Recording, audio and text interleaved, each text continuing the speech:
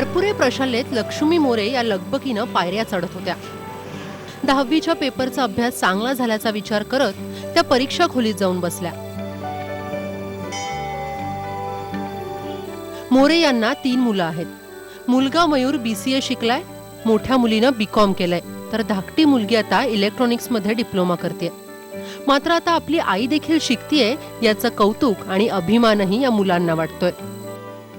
चांगलंच वाटतं। पहिली गोष्ट अभिमान वाटतो माझ्या आईचा की ती आता एवढ्या वर्षानंतर ना परत 10वीची परीक्षा देते आणि आम्हाला खूप सपोर्ट केला होता तिने। तर चांगलं वाटतं। Palm and the e-book is an electronic book. It is a book printed in digital form. घरात 10वीची परीक्षा म्हटलं तर गंभीर वातावरण असतं। आई वडील मुलांना सतत अभ्यास करायला सांगत असतात। आणि हे पर्सनल रिस्पॉन्स। लक्ष्मी मोरे यांच्या कुटुंबात मात्र उलटच चित्र आहे। टीव्ही पाहायचा नाही असं मुलंच आता आईला सांगताय। आम्हाला कसं आई सांगायची अभ्यास करा अभ्यास करा, पण ती जाऊन स्वतःहून म्हणजे जाऊन बसणार, अभ्यास घेणार।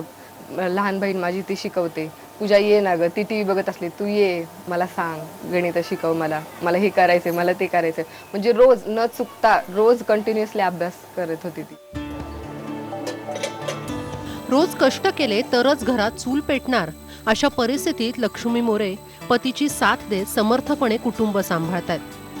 लवकर लग्न झाल्यानं लक्ष्मी यांची शिक्षणाची इच्छा अपूर्णच राहिली होती, म्हणून आता पदवीपर्यंत शिक्षण घेण्याची लक्ष्मी यांची इच्छा आहे।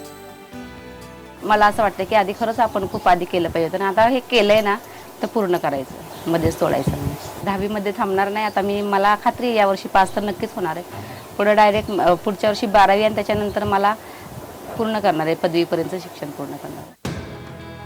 इच्छा असली की मार्ग सापडतोच ही उक्ती आता लक्ष्मी मोरे यांच्या बाबतीत खरी ठरते। व्हिडिओ जर्नलिस्ट निखिल करंदीकर सह हलीमा कुरेशी, IBN लोकमत, पुणे।